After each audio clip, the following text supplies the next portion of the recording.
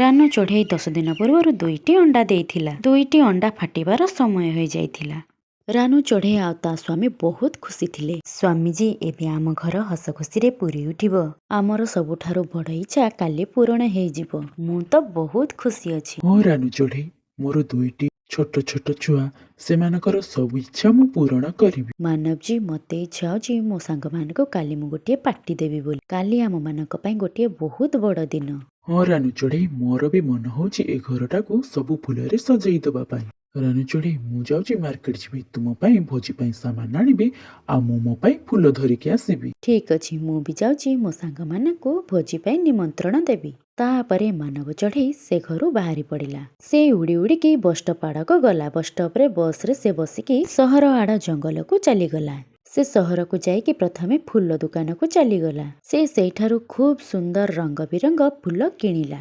ତାପରେ ସେ ଅନ୍ୟ ଦୋକାନକୁ ଯାଇକି ଭୋଜି ପାଇଁ ସାମାନ କିଣିଲା।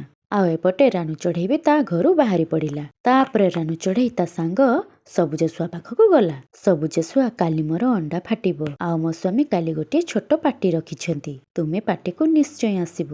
ହଁ ହଁ ରାନୁ ଭଉଣୀ, ତୁମ ଖୁସିରେ ଆମେ ନିଶ୍ଚୟ ସାମିଲ ହବୁ। ଆଚ୍ଛା ରାନୁ ଭଉଣୀ, ମୁଁ କେତେବେଳେ ଯିବି? ତୁମେ କାଲି ବେଳାରେ ଆସିବ। ସେତେବେଳକୁ ପିଲାମାନେ ଅଣ୍ଡାରୁ ବାହାରକୁ ବାହାରି ପଡ଼ିଥିବେ। ଠିକ୍ ଅଛି ରାନୁ ଚଢ଼େଇ, ମୁଁ କାଲି ନିଶ୍ଚୟ ଆସିବି। ତାପରେ ରାନୁ ଚଢ଼େଇ ଉଡ଼ି ଉଡ଼ିକି ଲୁସି ପାରା ପାଖକୁ ଗଲା। ଲୁସି, କାଲି ମୋ ଘରେ ପାର୍ଟି ଅଛି। କାଲି ମୋ ଘରକୁ 2ଟି ଛୋଟ ଛୋଟ ପିଲା ଆସିବେ। କଂଗ୍ରାଚୁଲେସନ ରାନୁ ଚଢ଼େଇ, କାଲି ମୁଁ ଗଲେ ମତେ ବହୁତ ଖୁସି ଲାଗିବ। ମୁଁ ନିଶ୍ଚୟ ଯିବି। ତାପରେ ରାନୁ ଚଢ଼େଇ ଗୋରିକାଉ ପାଖକୁ ଗଲା। ଗୋରିକାଉ, କାଲି ମୋ ଘରେ ପାର୍ଟି ଅଛି।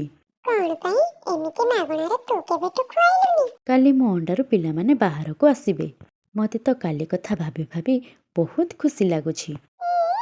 ଏତେ ଖୁସି ହେବା ଦରକାର ନାହିଁ। ଯଦି ଅଣ୍ଡାରୁ ପିଲାମାନେ ବାହାରକୁ ଆସିବେ ନାହିଁ। ଏମିତି ଅଶୁଭ କଥା କଣ ପାଇଁ କହୁଛ ଗୋରି?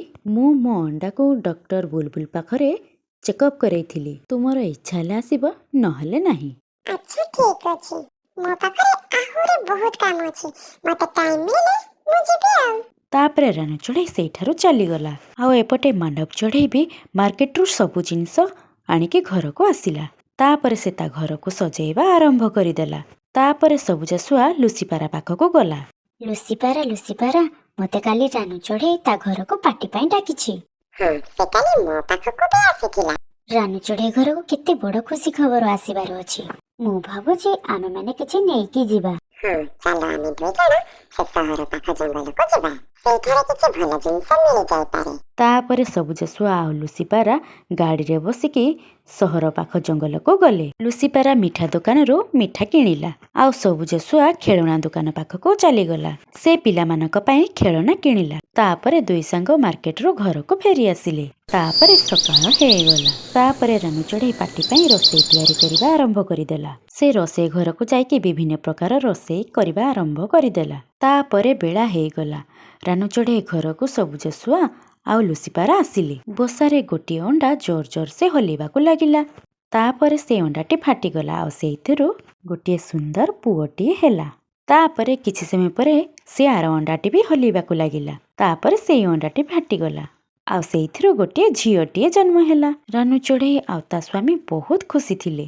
ତାପରେ ସେମାନଙ୍କର 2 ଛୁଆକୁ ସେମାନେ କୁଣ୍ଢେଇକି ଧରିଲେ। 2 ଜଣଙ୍କ ଆଖିରେ ଖୁସିର ଲୁହ ଥିଲା। ତାପରେ ରାନୁ ଚଢ଼େଇ ଗେଷ୍ଟମାନଙ୍କୁ ଖାଇବାକୁ ଦେଲା।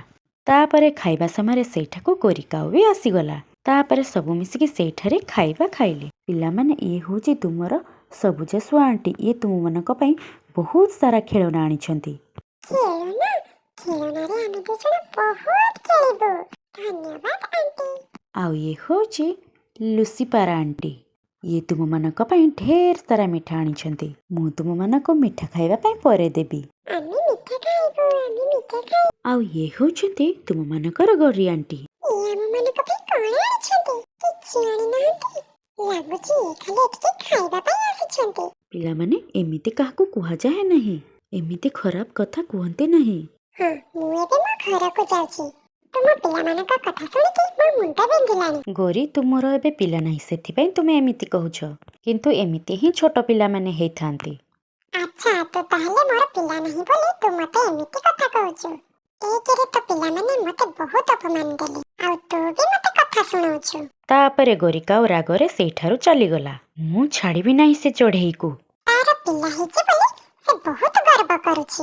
ମୁଁ ବି ଦେଖିବି ତା ପିଲାମାନେ କେମିତି ବଞ୍ଚିବେ। କିଛି ଦିନ ପରେ ମାନବ ଚଢ଼େଇ ଆଉ ରାନୁ ଚଢ଼େଇ ଦାନା ଖୋଜିବାକୁ ଗଲେ। ଗୋରିକାଉ ଗଛ ଡାଳରେ ଲୁଚିକି ସେମାନଙ୍କୁ ଦେଖୁଥିଲା।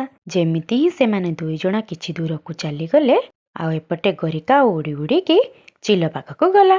ଚିଲଜି, ମୁଁ ତୁମ ପାଇଁ ଏମିତି ଗୋଟିଏ ଶିକାର ଆଣିଛି ଯାହାକୁ ଖାଇ ତମେ ବହୁତ ଖୁସି ହେଇଯିବ। ଆଚ୍ଛା, ଜଲ୍ଦି କହ କୋଉଠି ଅଛି ସେ ଶିକାର? ମୋ ସହିତ ଆସ। ସେ ରାନୁ ଚଢ଼େଇର ଛୋଟ ଛୋଟ ଦୁଇଟି ପିଲା ହେଇଛନ୍ତି। ସେମାନେ ଦୁଇଜଣଙ୍କୁ ଖାଇ ଯେମିତି ତୁମକୁ ମଜା ଆସିବ, ଆଉ କୋଉ ପକେଇକି ଖାଇଲେ ସେତିକି ମଜା ଆସିବ ନାହିଁ। ଆରେ ବାଃ, ମୋ ମୁହଁରେ ତ ପାଣି ଆସିଗଲାଣି। ତାପରେ ଗୋରିକାଉ ଚିଲକୁ ଧରିକି ରାନୁ ଚଢ଼େଇ ଘରକୁ ଆସିଲା। ତାପରେ ଚିଲ ଜଲ୍ଦି ରାନୁ ଚଢ଼େଇ ଘରେ ପଶିଲା। ତାପରେ ଚିଲ ପିଲାମାନଙ୍କୁ ଖାଇଦେଲା, ଆଉ ସେମାନଙ୍କୁ ଖାଇକି ସେଇଠାରୁ ସେ ଜଲ୍ଦି ପଳେଇଗଲା। କିଛି ସମୟ ପରେ ମାମା ଚଢ଼େଇ ଆଉ ପାପା ଚଢ଼େଇ ଯେତେବେଳେ ଘରକୁ ଆସିଲେ, ସେମାନେ ଦୁଇଜଣଙ୍କର ତ ହୋସ ଉଡ଼ିଗଲା। ସେମାନେ ଦୁଇଜଣ ଜୋର ଜୋର ସେ କାନ୍ଦିବାକୁ ଲାଗିଲେ। ସେ ବସାରେ ତା ପିଲାମାନଙ୍କର ପଙ୍ଖ ପଡ଼ିଥିଲା। ମୋ ପିଲାମାନେ, ଖରାପ ଚିଲ ମୋ ପିଲାମାନଙ୍କୁ ଖାଇଦେଲା। ମୁଁ କ'ଣ ପାଇଁ ଗଲି ଦାନା ଖୋଜିବା ପାଇଁ? କଣ ଆମ ଭାଗ୍ୟରେ ଏତିକି ହିଁ ଖୁସି ଥିଲା? ଆମେ ଆମ ପିଲାମାନଙ୍କର ରକ୍ଷା କରିପାରିଲେ ନାହିଁ ରାନୁ ଚଢ଼େଇ। ତାପରେ ସ୍ୱାମୀ ସ୍ତ୍ରୀ ଯାକ ରାତିଯାକ କାନ୍ଦିବାକୁ ଲାଗିଲେ। ଜଙ୍ଗଲର ସବୁ ପକ୍ଷୀ ରାନୁ ଚଢ଼େଇ ପାଖକୁ ରାନୁ ଚଢ଼େଇକୁ ଦେଖା କରିବା ପାଇଁ ଆସିଲେ। ରାନୁ ଚଢ଼େଇରେ ତ ଯେମିତି ହୋସ ହିଁ ନଥିଲା। ରାନୁ, ତୁମେ କାନ୍ଦ ନାହିଁ, ଦେଖିବ ସବୁ ଠିକ ହେଇଯିବ। ହଁ ରାନୁ ଭଉଣୀ, ଆମେ ତୁମ ସହିତ ଅଛୁ। ଏମିତି ହିଁ କିଛି ଦିନ ଚାଲିଗଲା। ଆଉ ଏପଟେ ଗୋରିକାଉ 2ଟି ଅଣ୍ଡା ଦେଲା। ସେ 2ଟି ଅଣ୍ଡାକୁ ଦେଖିକି ଗୋରିକାଉ ସେ କରିଥିବା ଭୁଲକୁ ମନେ ପକାଉଥିଲା। ମୋ ଦ୍ୱାରା କେତେ ବଡ଼ ପାପ ହେଇଗଲା। ମା ହବାର ଯୋଉ ଖୁସି ମତେ ଏବେ ଜଣା ପଡ଼ିଲା। ଆଉ ମୁଁ ରାନୁ ଚଢ଼େଇ ଠାରୁ ଏଇ ଖୁସିଟାକୁ ଛଡ଼େଇ ନେଇଛି।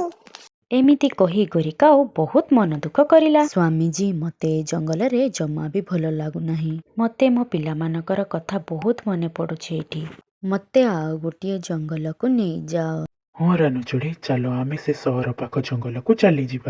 ଏଇ ଜଙ୍ଗଲରେ ରହିଲେ ଆମେ କେବେ ବି ଆମ ଦୁଃଖକୁ ଭୁଲି ପାରିବା ନାହିଁ। ଗୋରିକାଉ ଅଣ୍ଡାରୁ ବାହାରିବା ତା ପିଲାମାନଙ୍କ ଜିନିଷ ଆଣିବା ପାଇଁ ସହର ବାଲା ଜଙ୍ଗଲ ଆଡ଼କୁ ଯାଉଥାଏ। ସେ ଗୋଟିଏ ଅଟୋରେ ବସିକି ଯାଉଥାଏ। ରାନୁ ଚଢ଼େଇ ଆଉ ମାନବ ଚଢ଼େଇ ସେମାନେ ବସରେ ବସିଲେ। ଯେଉଁ ଅଟୋରେ ଗୋରିକାଉ ବସିଥିଲା ସେ ଅଟୋର ବ୍ରେକ୍ ଫେଲ୍ ହେଇଗଲା, ଆଉ ସେ ଅଟୋଟି ଗଛରେ ଯାଇକି ବାଡ଼େଇ ହେଇଗଲା, ଆଉ ଗୋରିକାଉର ଆକ୍ସିଡେଣ୍ଟ ହେଇଗଲା। ରାନୁ ଚଢ଼େଇ ଆଉ ମାନବ ଚଢ଼େଇ ବସରେ ଯାଉଥିଲେ। ବସରୁ ଓହ୍ଲେଇକି ଗୋରିକାଉ ପାଖକୁ ଗଲେ। ଗୋରି ମୋ ଭଉଣୀ, ତୁମେ ଚିନ୍ତା କର ନାହିଁ, ଏବେ ଆମେ ତୁମକୁ ହସ୍ପିଟାଲ ନେଇକି ଯିବୁ ଭାରି। ହଁ ଗରି ଭଉଣୀ, ଆମେ ତ ଆମ ପିଲାମାନଙ୍କର ହସ ଖୁସି ଦେଖିପାରିଲୁ ନାହିଁ, କିନ୍ତୁ ତୁମ ସହ ଆମେ ଏମିତି କେବେ ହେବାକୁ ଦେବୁ ନାହିଁ। ତାଙ୍କ କଥା ଶୁଣିକି ଗୋରି ବହୁତ ଜୋରସେ କାନ୍ଦିବାକୁ ଲାଗିଲା। ରାନୁ, ମାନବ ଭାଇ, ତୁମ ପିଲାମାନଙ୍କୁ ମୁଁ ହିଁ ମାରିଥିଲି।